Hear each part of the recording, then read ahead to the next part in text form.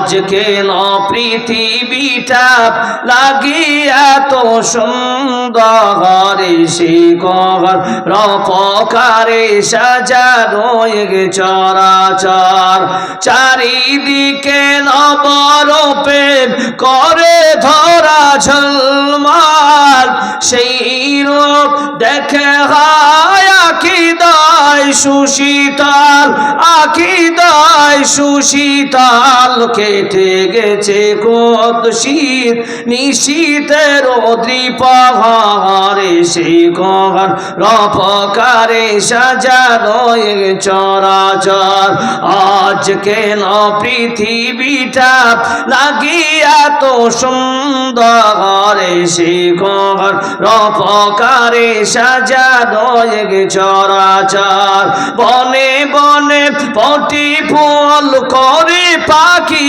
কলরা সবখানি কেন এত আয়োজন উৎসব আয়োজন উৎসব আয়োজন উৎসব গুঞ্জনে মুখরিত গোটা মরু প্রান্ত হরে সে ঘর রপকারে সাজানো চরাচর আজ কেন পৃথিবীটা লাগিয়া তো সুন্দর সে ঘর রপকারে সাজানো চরাচর।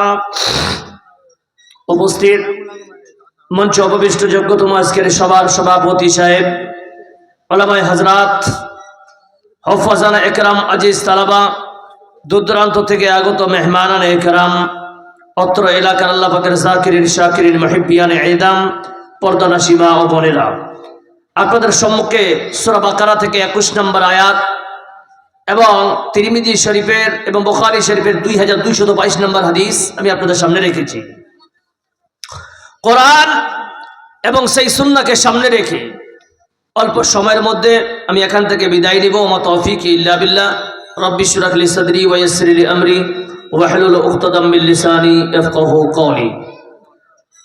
প্রশংসা তমাম তারিফ সেই মহান রব্বুল আলামিনের, যিনি আপনাকে আমাকে সকলকে অত্যন্ত ভালোবেসে এখন কোন শীতের মধ্যেও একটি দিনই সবাই আসার বসার তৌফিক ইনায়াত করেছেন। তাই সকলে আমরা পড়ি আলহামদুলিল্লাহ। লক্ষ্য করে দরুদ ও সালাম নাজিল হোক শ্রেষ্ঠ নবী জনাবে মুহাম্মদ রাসূলুল্লাহ সাল্লাল্লাহু আলাইহি ওয়াসাল্লামের উপরে। আল্লাহুম্মা সাল্লি আলাইহি আল্লাহুম্মা বারিক আলাইহি। প্রিয় মুসলিম সমাজ, আমার পূর্বে যেমন আপনাদের বিধায়ক থেকে নিয়ে শাহাবুদ্দিন সাহেব থেকে নিয়ে সবাই শিক্ষার জিনিস নিয়ে আলোচনা করেছে। খুব গুরুত্বপূর্ণ একটা বিষয়, যেহেতু শিক্ষা প্রতিষ্ঠানের উন্নতি কল্পে জালসা, শিক্ষার গুরুত্বটা রাখতে হবে। কিন্তু দেখেন, ইসলামিক কালচারে যারা আমরা আছি বর্তমানে, আপনি হোক বা আমি হই, এই দিক থেকে যদি আপনি একটু লক্ষ্য করেন যে বিনা শিক্ষায় আমাদের আমলও সঠিক হবে, কথা বলেন, হবে হবে হবে না।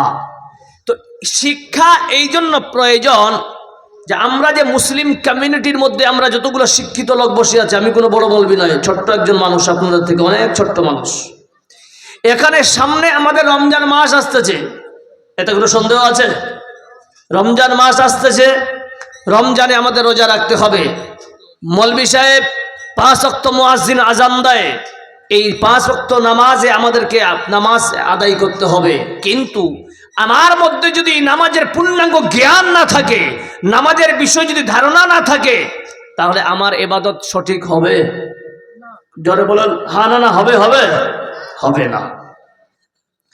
তো আল্লাহ পাক সুবহানাহু ওয়া তাআলা বলছেন যে কোরআন থেকে যে সর্বপ্রথম তোমাদের শিক্ষা নিতে হবে, ফা'লাম আন্নাহু লা ইলাহা ইল্লাল্লাহ। সর্বপ্রথমে শিক্ষা আপনাকে নিতে হবে, যেই কালমার আপনারা দোহাই দিয়ে নিজেকে একজন মুসলমান দাবি করতেছেন, যে কলমাকে কেন্দ্র করে মুসলিম আজ আখিরাতের পরে আমরা জান্নাতে যেতে পারবো। বলো নারে তাকবীর। নাই, জোরে আরো বলো নারে তাকবীর। মাশাআল্লাহ। এইগুলো জিনিসকে কেন্দ্র করে তাহলে একজন মুসলমান, আমরা একজন মুসলমান জাতি হিসাবে আপনাকে বলি, এই মুসলমান যে কোনো কাজ করবে, যে কোনো কাজ করবে, এর পিছনে মুদাল্লাল দলিল সহকারে প্রমাণ নিয়ে তারপরে কাজ করবে, বলুন ইনশাআল্লাহ। কিন্তু আমি বললাম দলিল, এভিডেন্স, বলবে সাহেব হারা তো বুঝি না, কথাগুলো বুঝেন ভালো করে, বুঝবে কে? যার মধ্যে শিক্ষা থাকবে, বলুন সুবহানাল্লাহ। এবার দেখেন আল্লাহ রাব্বুল আলামিন বলতেছেন, বিসমিল্লাহির রহমানির রহিম, ইয়া আইয়ুহান নাস উবুদু রাব্বাকুমুল্লাযী খালাকাকুম ওয়াল্লাযীনা মিন ক্বাবলিকুম লাআল্লাকুম তাত্তাকুন। আল্লাহ বলতেছেন গোলাম শুনে নাও, আল্লাহ বলতেছেন ইয়া আইয়ুহান নাস, আল্লাহ ইয়া আইয়ুহাল মুসলিমিন বলেন না, হয় ইয়া আইয়ুহাল মুমিনুন বলেন না, হয় আল্লাহ ক্লিয়ার বলতেছেন ইয়া আইয়ুহান নাস, ওরে পৃথিবীর মানুষেরা তোমরা শুনে নাও, উবুদু আই ওয়াহিদু রাব্বাকুম, তোমরা এক আল্লাহর দাসত্ব করো, এক আল্লাহর দাসত্ব করো। কে সেই আল্লাহ? কে সেই রব? কে সেই আরাব? আল্লাহ নিজেই বলতেছেন আল্লাযী খালাকাকুম ওয়াল্লাযীনা মিন ক্বাবলিকুম লাআল্লাকুম তাত্তাকুন। তোমার রবের পরিচয় নিতে চাও, তাহলে পরিচয় নিয়ে নাও যে তোমাকে সৃষ্টি করেছে এবং তোমার পূর্বপুরুষদের সৃষ্টি করেছে। কি লাভ, কি লাভ? আল্লাহর পরিচয় নিয়ে কি লাভ? আল্লাহ উত্তরে বলতেছেন লাআল্লাকুম তাত্তাকুন, যাতে করে বান্দা তোমরা পৃথিবীর বুকে থেকে তোমরা মুত্তাকিন পরেজগার হয়, আল্লাহর ভয় করে দুনিয়া থেকে বিদায় নিয়ে আল্লাহর জান্নাত হাসিল করতে পারো।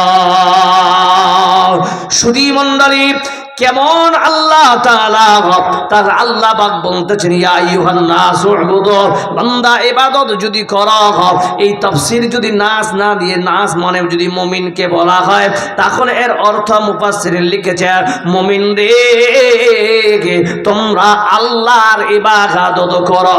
এই জায়গায় যদি ইবাদত তাফসীর নিয়ে নেয় তাহলে একটু ব্যাখ্যায় যেতে হবে, ইবাদত কাকে বলে, ইবাদত কাকে বলে। আজ আপনার আমরা সবাই ইবাদত মনে করেছি নামাজকে, আমরা ইবাদত মনে করে রমজানের রোজাকে, আমরা ইবাদত মনে করেছি নফল সালাতকে। না না না, ইবাদত কাকে বলে দেখেন আল্লাহ রাব্বুল আলামিন যেহেতু নাস উবুদু রাব্বাকুম বলেছেন তোমাদের ইবাদত করো, তোমরা আল্লাহর ইবাদত করো। হে মুমিন, তাহলে ইবাদত কি? তাহলে মুমিন বান্দার অফার নিয়ে নেন বন্ধুরে। মুমিন বান্দার আল্লাহ একটা বডি বানিয়েছেন, আপনার একটা বডি বানিয়েছে, আমারও একটা বডি বানিয়েছে। এই বডিতে দুটা পা আছে, দুটা হাত আছে, দুটা চক্ষু আছে, কর্ণ নাকিশা যা আছে, আল্লাহ তাআলা একটা সুন্দর মাথা দিয়েছে, চুল দিয়েছে, এত সুন্দর একটা স্ট্রাকচার আল্লাহ তৈরি করার পর এই বান্দাকে বলছেন বান্দারে তোমার এই বডিটার কত দাম, কত দাম। তোমরা যদি জানতে পারতে ওই বান্দার দ্বারায় কোনদিন আল্লাহর আইনের বাইরে কাম হতো না। জোরে সরে একবার বলুন নারে তাকবীর। সুধী মণ্ডলী, আল্লাহ তাআলা এই মুমিন বান্দার বডিটাকে পায়ের নখের কোণা থেকে নিয়ে মাথার চুলের কোণা পর্যন্ত এই বান্দার বডিটাকে পুরা ইবাদত করে দিয়েছেন। জোরে বলুন সুবহানাল্লাহ।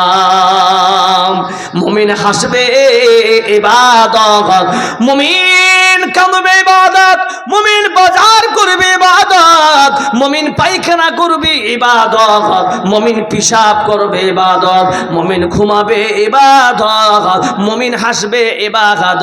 একবার মুহাব্বতে বলা যাবে নারায়ে তাকবীর। এত সুন্দর আপনার বডির দাম, এই বডিটা কেমন চলতে হবে, এই বডিটাকে নিয়ে তাহলে আল্লাহ রাব্বুল আলামিন কি চাইছেন শোনেন।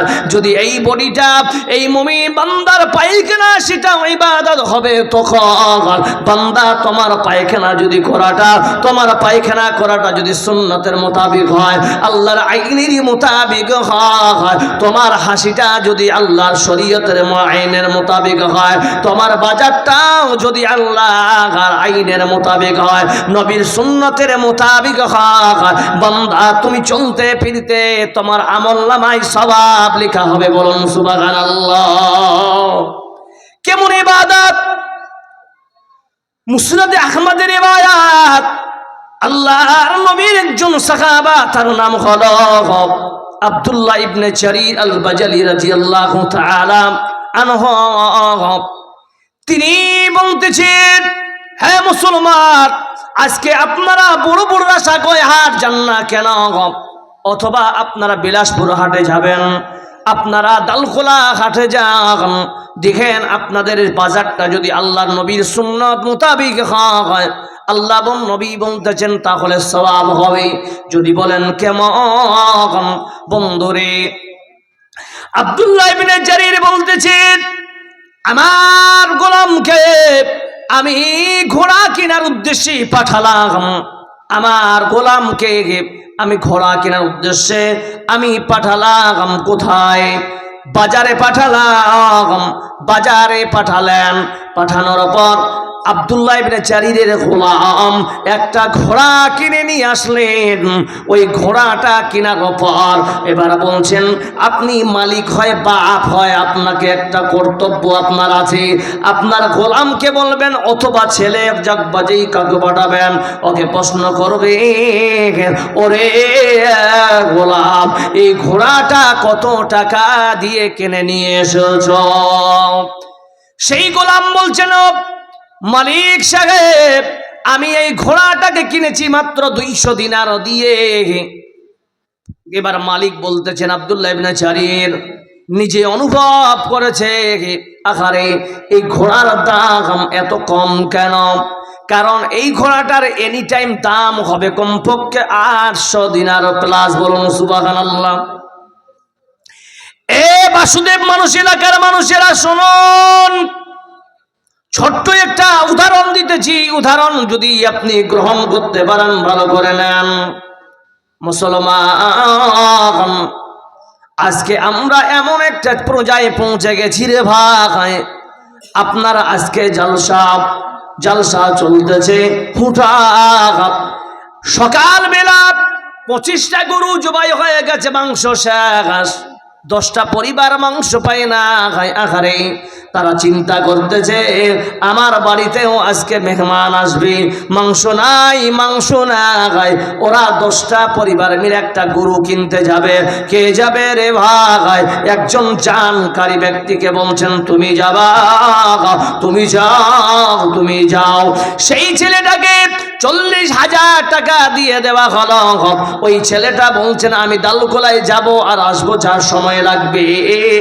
ওই বান্দা চলে গেলেন, কিন্তু 15 মিনিটের মধ্যে ছেলেটা গরু নিয়ে পৌঁছে গেল।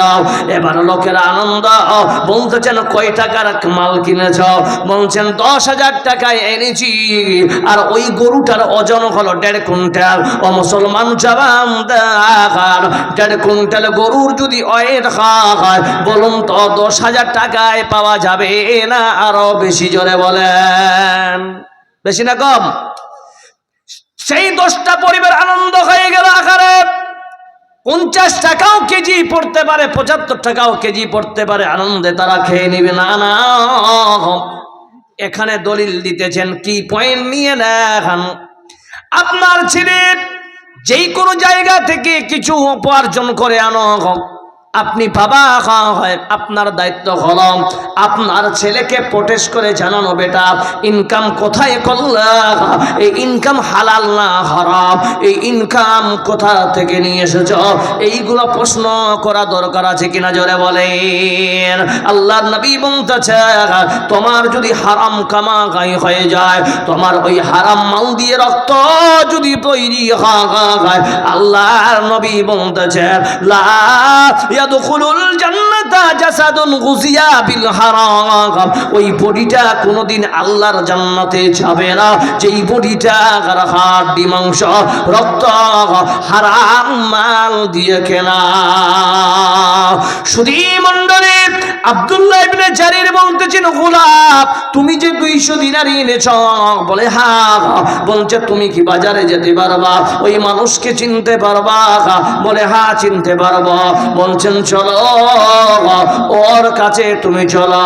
এবার গাধাকে নিয়ে ঘোড়াকে নিয়ে গোলামকে নিয়ে বাজারের দিকে রওনা দিলে যেতে যেতে যেতে হঠাৎ করে বাজারের সঙ্গে ওই ইহুদির দেখা হলো। ইহুদিকে বলতেছেন আব্দুল্লাহ ইবনে জারির ওগো ভাই এই ঘোড়া কি আপনার, বলে হ্যাঁ আমার ছিল, বিক্রি করে দিয়েছি এখন আমার না খায়। এবার বন্ধু শুনে রাখে, এবার বলতেছেন আপনি ঘোড়ার দাম যে বিক্রি করেছেন 200 দিনারে, আপনি বাজার সম্বন্ধে অজ্ঞ না আপনি মজবুরান বিক্রি করেছেন? আপনি অসহায় মানুষ, আপনার দরকারের কারণে আপনি কি বিক্রি করেছেন? ও বলছে না না আমার কোনো অভাব স্বভাব নাই, অভাবের কারণে বিক্রি করিনি, আমি এটা বিক্রি করেছি আমি বাজার সম্বন্ধে অজ্ঞ। এখান থেকে বোঝা গেল বাজারে গেলে কাউকে জিনিস শুনে ঠোকা মুমিনের কাম না হয়। জোরে বলুন সুবহানাল্লাহ। মুমিন বান্দা বাজারটা করবে আল্লাহর নবীর সুন্নাত মোতাবেক, ঠকানোর নিয়তে নয়। বান্দা নিজে লস খাবে কিন্তু আপনার দ্বারায় কোনদিন মুমিন বান্দার দ্বারায় কেউ কষ্ট পাবে না।